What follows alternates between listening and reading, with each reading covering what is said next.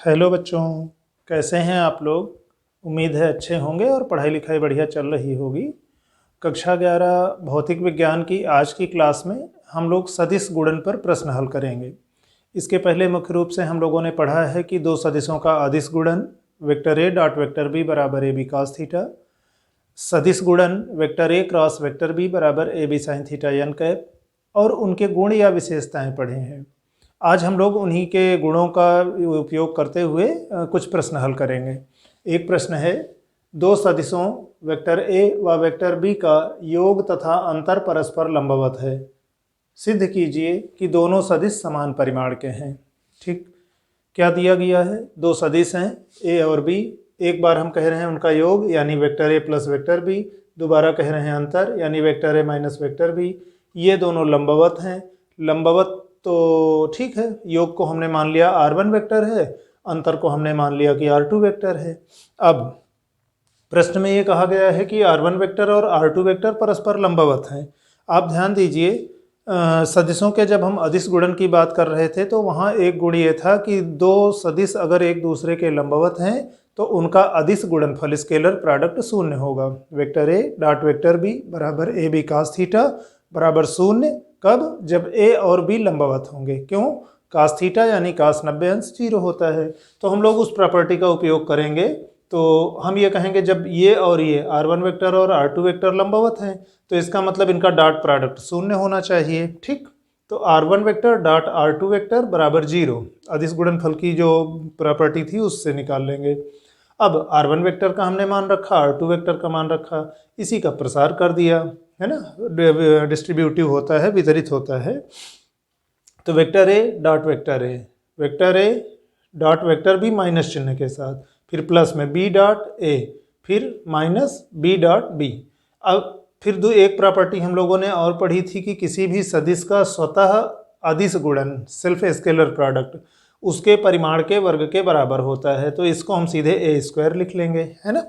Vector A dot vector ए बराबर ए गुड़ा कास 0 का मान 1।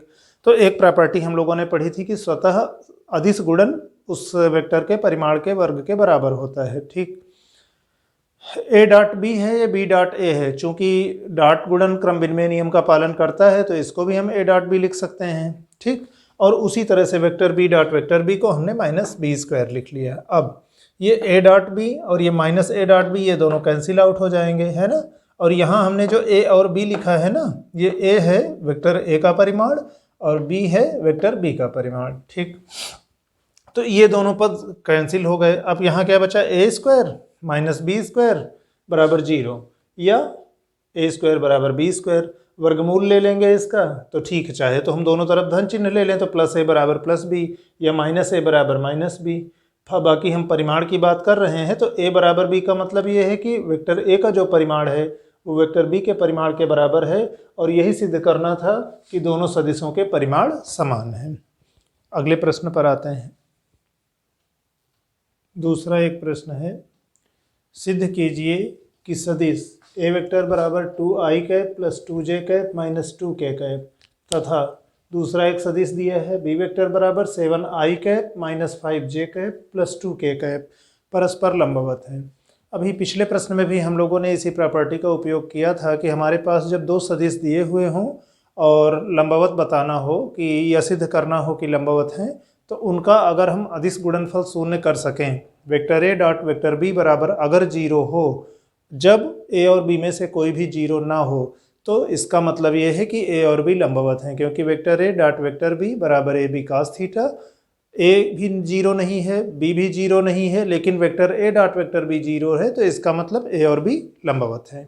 अच्छा, यहाँ हम लोग चूंकि घटक के रूप में सदिशों को दिया गया है तो एक सूत्र हम लोगों ने लिखा था ना कि ए एक्स बी संगत घटकों के गुणनफल के योग के बराबर। Vector A dot vector B बराबर A X B X plus A Y B Y plus A Z B Z. तो उस तरह से लगाएंगे। तो यहाँ देखते हैं, एक तो दोनों जो सदिश दिए हुए हैं, ठीक है, मान लो वेक्टर ए ये हमारा क्या है 2i cap plus 2j cap minus 2k cap. ठीक, आई जे और के यक्स वाई और जेड अक्षों के अनुदिश एकांक सदिश हैं। ठीक, और तथा दूसरा और कौन सा सदिश दिया है, वेक्टर बी बराबर 7i cap minus 5j cap plus 2k cap. सबसे पहले तो हम इनको लिख लेते हैं कि इनके x, y और z घटक क्या होंगे ना।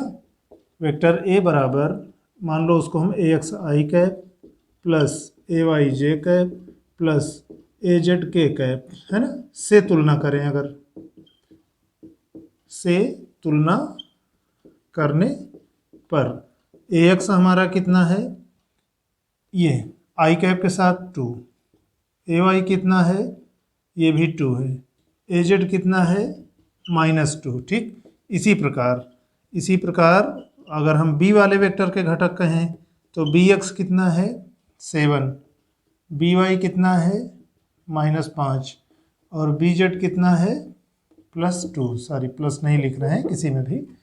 अब सूत्र हमें क्या पता है कि अगर हम घटक के रूप में देखें तो vector a dot vector b बराबर ax bx plus ay by plus az bz, मान सबके रख दीजिए आप, है ना। से यहाँ a डॉट b कितना आ रहा है, ax bx 2 गुणे 7, ठीक, प्लस ay कितना है 2, ये -5 प्लस az कितना है -2 और bz कितना है +2, जो भी मात्रक होगा 14 -10 -4, यानी ये किसके बराबर है, vector a dot vector b बराबर 0। 14 - 10, ना तो a 0 है ना b 0 है, और a डॉट b 0 होने का मतलब ये है कि वेक्टर a व वेक्टर b परस्पर लंबवत हैं। ये एक हम लोगों ने गुण पढ़ा था अदिश गुणनफल में, ठीक, कि अगर दो सदिश एक दूसरे के लंबवत हैं तो उनका अदिश गुणनफल 0 होगा। तो इस प्रकार से हमें सिद्ध कर सकते हैं कि ये दोनों सदिश परस्पर लंबवत हैं। एक सवाल और देखते हैं, तीसरा प्रश्न देखते हैं। किसी वस्तु पर 4i cap plus j cap minus 2k cap newton का बल लगाकर उसमें 2i cap plus 3j cap plus 3k cap meter प्रति सेकंड का वेग उत्पन्न किया गया है, शक्ति का मान ज्ञात कीजिए। देखिए क्या क्या मालूम है। इसके लिए अगर आपको शक्ति का सूत्र नहीं पता है कि पावर p बराबर vector f dot vector v, तो थोड़ा दिक्कत होगी सवाल लगाने में। तो वो एक सूत्र ध्यान में होना चाहिए, बाकी घटकों के रूप में दिया हुआ है। हमें अगर सूत्र पता है कि शक्ति p बराबर वेक्टर f यानी जो बल डॉट वेग वेलोसिटी, और ये भी SI मात्रक में दिया है, ये भी SI मात्रक में वेग है, तो लास्ट में जो उत्तर आएगा उतने वाट आएगा ना शक्ति। चलिए देखते हैं इसको भी। तो प्रश्न में क्या क्या मालूम है। एक तो हमें बल पता है, ठीक है, बल F वेक्टर, मान लो बल को हम F से व्यक्त कर रहे हैं। ये हमारा कितना है 4i cap plus j cap minus 2k cap, इतने न्यूटन का बल लग रहा है। और इतना बल लगाने पर उसमें वेग कितना उत्पन्न हो रहा है, वेग यानी v वेक्टर हमारा है 2i cap plus 3j cap plus 3k cap, ये इतने मीटर प्रति सेकंड का वेग इसमें उत्पन्न हो रहा है। हमें निकालना क्या है, शक्ति यानी पावर का मान निकालना है, ठीक। सूत्र अगर हमें ध्यान में हो कि P बराबर होता है vector F dot vector V, इन दोनों के अदिश गुणनफल के बराबर होता है, ठीक। तो इस वाले सूत्र से हम लिख सकते हैं P बराबर, बस इन दोनों का आप अदिश गुणनफल कर दीजिए, 4i cap plus j cap minus 2k cap, और अदिश गुणन इससे 2i cap plus 3j cap plus 3k cap, और ये न्यूटन में था, SI मात्रक, मीटर प्रति सेकंड SI मात्रक, शक्ति या सामर्थ्य जो भी आएगी हमारी इतने वाट में आएगी, वो भी SI मात्रक। अभी अभी हम लोगों ने एक सूत्र लिखा था कि अगर घटक के रूप में हो तो vector a dot vector b बराबर उनके संगत घटकों यानी x के साथ x का, y के साथ y का और z के साथ z का घटक का गुणनफल कर दीजिए, योग कर लीजिए। तो इस वाले सूत्र से अगर हम लोग देखें तो यहाँ पर हमारा p कितना हो जाएगा, इसमें 4 और 2 है ना, तो 4 × 2। अगले में j के साथ 1 है ना, 1, और यहाँ 3, यहाँ -2 है k के साथ, तो -2, और यहाँ +3, लास्ट में जो भी आएगा इतने वाट, बराबर ये 8 + 3 -6 वाट है ना, या P बराबर 8 3 11, 11 में 6 गए 5 वाट। ठीक, ये हमारी शक्ति का मान होगा। चलिए और आगे बढ़ते हैं। चौथा प्रश्न देखते हैं। किसी कण पर 4i cap + j cap newton का बल लगाकर उसे 3i cap + 2j cap metre से 14i cap + 13j cap 13j cap metre तक की स्थिति तक विस्थापित किया जाता है। बल द्वारा कृत कार्य क्या होगा? क्या क्या मालूम है? बल का मान न्यूटन में दिया हुआ है, पहले इतने पर था, बाद में यहाँ तक पहुँचा दिया गया, तो हम विस्थापन निकाल सकते हैं। बाद की स्थिति माइनस पहले की स्थिति, यानी बाद के बिंदु का स्थित सदिश माइनस पहले के बिंदु का स्थित सदिश, ये हमारा होगा विस्थापन। फिर बल और विस्थापन का हम अदिश गुणनफल कर देंगे तो हमको कार्य मिल जाएगा, है ना, और यही कार्य निकालना है कि बल द्वारा कितना कार्य किया गया होगा। तो इस प्रश्न को भी हल करते हैं। तो पहले तो एक बार देखते हैं प्रश्न में दिया क्या क्या है, उसको प्रतीक के रूप में जिस तरह से हम लोग कहते हैं लिखते चलते हैं। एक तो ये बल है, यानी 4i cap + j cap, j cap का मतलब 1j कैप है ना, इसके साथ गुणांक 1 है, इतने न्यूटन। और पहली स्थिति क्या है, मतलब r1 वेक्टर मान लो कितना है, तो पहले बिंदु का स्थित सदिश है 3i cap + 2j cap metre. बाद वाले बिंदु का कितना है स्थित सदिश, समझ लो, ये है 14i cap + 13j cap metre. निकालना क्या है, बल द्वारा किया गया कार्य कितना होगा। ठीक, सूत्र हमें पता है कि बल, ये कार्य बल और विस्थापन, मान लो समझ लो जो भी हमारा विस्थापन होगा ना, यहाँ पर हम मान लो विस्थापन को डेल्टा r वेक्टर से व्यक्त कर रहे हैं। ठीक, तो उसके अदिश गुणनफल के बराबर होगा, यानी ये कितना होगा, r2 vector minus r1 vector का डॉट प्रोडक्ट इसके साथ। ठीक, अब ये हम मान रख देते हैं, r2 पता है, r1 पता है, ये पता है, मान रख देते हैं। चाहे तो इसका वितरण नियम से लगा लेंगे, चाहे इसको सरल कर लेंगे, मतलब f dot r2 minus f dot r1 कर लेंगे, और चाहे r2 माइनस r1 निकाल करके जो आएगा उसमें f से अदिश गुणन कर देंगे। तो मान रख देते हैं, अतः जो कार्य होगा किया जाएगा बल के द्वारा W, ये मान ही रख देते हैं। ये f का मान तो हमें पता है 4i cap + j cap dot, और इसमें क्या क्या होगा, r2 वेक्टर क्या था हमारा, 14i cap + 13j cap minus r1 3i cap + 2j cap. ठीक, ये था न्यूटन में, ये था मीटर में, दोनों को गुणा करेंगे, लास्ट में हमारा किया गया कार्य आएगा जूल में। या W बराबर, एक बार इनका अंतर लिख लेते हैं, और घटक के रूप में जब हम घटा रहे होते हैं तो x वाले घटक से x वाले घटक को, y वाले घटक से y वाले घटक को, जब भी हमें जोड़ घटाना करना होगा। तो एक बार अभी वैसे ही इसको f को पड़ा रहने देते हैं, 4i cap + j cap dot, और यहाँ क्या बचेगा, 14 - 3 यानी 11i कैप, यहाँ 13 और -2 यानी ये भी +11j कैप, और ये लास्ट में उत्तर हमारा जूल में आएगा ना, ये न्यूटन में है वो मीटर में है। अदिश बाकी सूत्र हमारे पास ही है ना, वही a डॉट b बराबर, अब यहाँ देखो x और y दो ही घटक दिए हैं ना, तो हम केवल उतना लिख सकते हैं, vector a dot vector b बराबर x वाले घटकों का गुणनफल प्लस y वाले घटकों का गुणनफल। ठीक, तो यहाँ पर z घटक लिखने की आवश्यकता नहीं है, x घटक का x के साथ, y का y के साथ, है ना। तो कार्य W बराबर यहाँ 4 है और यहाँ 11 है, ठीक। 4 × 11 प्लस यहाँ पर 1 है ना, और यहाँ फिर 11 है, और लास्ट में एक बार प्रतीक रूप में न लिख के हम पूरा नाम लिख लेते हैं, जूल। 11 × 4 44 प्लस 11 जूल यानी 55 जूल।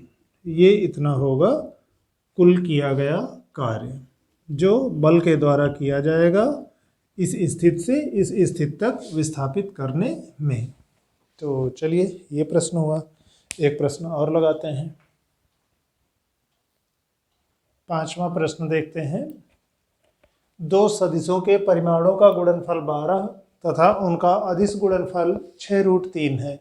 उन सदिशों के मध्य कोण क्या होगा? क्या क्या मालूम है?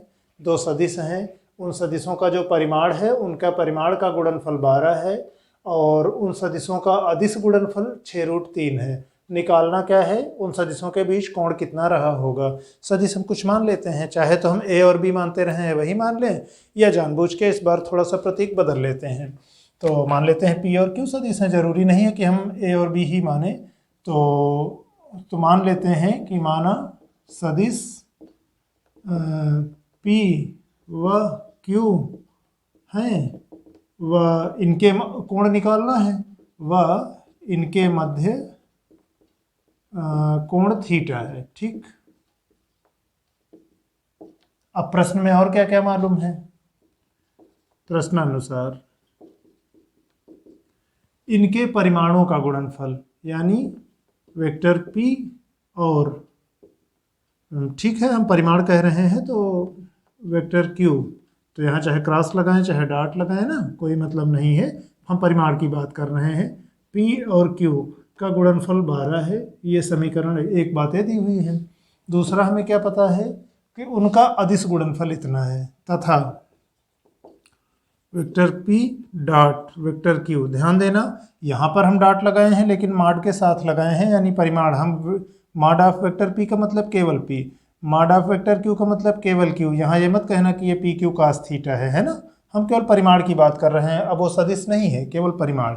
यहाँ पर हम सदिश गुणनफल की बात कर रहे हैं, तो सदिश गुणनफल कितना है हमको दिया हुआ है कि इतना है।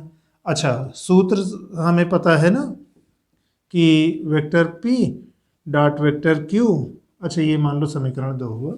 Vector p dot vector q क्या होगा? p q cos थीटा, ठीक। वेक्टर a और वेक्टर b अगर एक दूसरे से थीटा कोण पर हो तो उनका अदिश गुणनफल vector a dot vector b बराबर a b cos थीटा।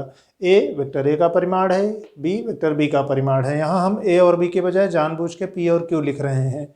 आपको ये ना रहे कि नहीं हम a और b के अलावा कुछ मान ही नहीं सकते हैं, तो ठीक है, ये हमारे पास समीकरण सूत्र होता है। अब vector p dot vector q का मान समीकरण 2 से हमको मालूम है और पी क्यू का मान समीकरण 1 से मालूम है, तो ये मान हम समीकरण 1 से, ये मान समीकरण 2 से लिख सकते हैं ना।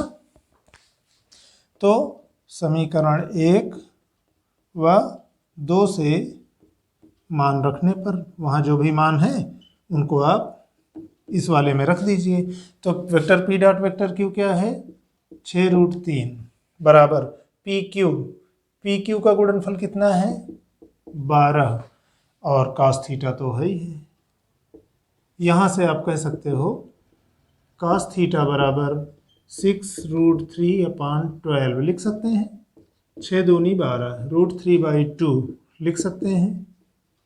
और cos के किस मान के लिए? cos थीटा इतना होगा, तो cos 30 अंश के लिए √3/2 होगा। sin 60 का √3/2 होता है और cos 30 का होता है। या यहाँ से आप कह सकते हो थीटा बराबर 30 अंश, ठीक। और यही हमको निकालना था कि उन सदिशों के मध्य कोण क्या होगा, है ना। अतः सदिशों जो भी हमने पी क्यू माना था ना, पी व क्यू के मध्य कोण 30 अंश होगा। एक प्रश्न और लगाते हैं। चलिए, तो ये एक प्रश्न हुआ। एक प्रश्न और लगाते हैं सदिश गुणन पर। अदिश गुणनफल पर तो बहुत प्रश्न हो गए। एक प्रश्न, 6वां प्रश्न देखते हैं। i cap -4j cap plus 3k cap newton का एक बल किसी बिंदु पर कार्यरत है जिसका स्थित सदिश घूर्णन अक्ष के सापेक्ष 2i cap plus 5k cap metre है। मात्रक भी लिख लो। वस्तु पर बल आघूर्ण कितना है और परिमाण भी लिखिए, बल आघूर्ण का परिमाण भी निकालना है। फिर से एक बार ध्यान देते हैं, बल का मान हमको दिया हुआ है, वह बल जो किसी बिंदु पर कार्य कर रहा है और घूर्णन अक्ष के सापेक्ष उस बिंदु का स्थित सदिश इतना है। मतलब समझ लो ये विस्थापन है ना। और बल आघूर्ण हमें निकालना है। एक तो बल आघूर्ण का परिमाण मतलब बल आघूर्ण निकालना है, दूसरा उसका परिमाण निकालना है, मान कितना होगा। बल आघूर्ण सदिश राशि होती है टाउ बराबर vector R cross vector F. Vector F क्या है? बल का मान। वेक्टर आर क्या है? बल की क्रिया रेखा और घूर्णन अक्ष के बीच की लंबवत दूरी। और या यहाँ पर आप कह लो कि स्थित सदिश है उस बिंदु का जहाँ पर बल कार्य कर रहा है घूर्णन अक्ष के सापेक्ष। यहाँ क्या क्या दिया हुआ है, तो ये सदिश गुणन का प्रश्न रहेगा। एक तो प्रश्न में हमको बल का मान दिया हुआ है यानी F I cap minus 4j cap plus 3k cap Newton. ठीक है, बल का मान दिया हुआ है। और जहाँ पर बल कार्य कर रहा है घूर्णन अक्ष के सापेक्ष उस बिंदु का स्थित सदिश यानी आर वेक्टर दिया हुआ है। कितना है? 2i cap plus 5k cap metre. ध्यान देना यहाँ पर j वाला गुणांक शून्य है ना। शंका हो तो लिख लो एक बार, 2i cap plus 0j cap plus 5k cap meter. ठीक, हमें निकालना क्या है? बल आघूर्ण क्या होगा? टाउ का मान, सूत्र हमें पता है, टाउ बराबर vector R cross vector F से। और हम लोगों ने कहा था कि अगर हमारे पास दो सदिश हों घटक के रूप में दिए हुए हों तो उनका सदिश गुणनफल सारणिक के रूप में हम लिखेंगे आई जे के, फिर उसके बाद पहला सदिश घटक रूप में, फिर दूसरा सदिश, है ना। तो ये कितना हो जाएगा? टाउ बराबर सारणिक के रूप में I cap J cap K cap. फिर पहले देखिए सदिश आर है ना, R X R Y R Z. फिर उसके बाद बल, क्योंकि बाद में ए क्रॉस बी में ए वाला यहाँ रहता था, बी यहाँ, तो F X F Y F Z. ठीक, अब हम इनके मान रख लेंगे और मान रख के सरल कर लेंगे। या टाउ बराबर, और अच्छा हाँ, मात्रक क्या आएगा? ये न्यूटन में है, ये मीटर में है। सदिश गुण बल आघूर्ण का मात्रक न्यूटन गुणा मीटर होता है ना, उसको भूल से जूल लिखने की कोशिश मत करना। तो आई cap J cap K cap, और एक मिनट शायद यहाँ पर, चलिए, और आर वाले घटक क्या हैं? 205। दरअसल जगह अभी लास्ट में कम ना पड़े तो हम चाहते हैं कि एक ही बार में हो जाए। यहाँ तक ये सूत्र था, यहाँ नीचे इसका विस्तार। फिर एफ एक्स एफ वाई और एफ जेड बल वाले घटक यानी 1 -4 एंड 3, इसका आप विस्तार कर देंगे, है ना। विस्तार में हमने कहा था, अच्छा मात्रक क्या होगा? Newton meter. ठीक, विस्तार में क्या होगा? आई कैप के सापेक्ष करेंगे तो ये वाली लाइन जाएगी, ये जाएगी।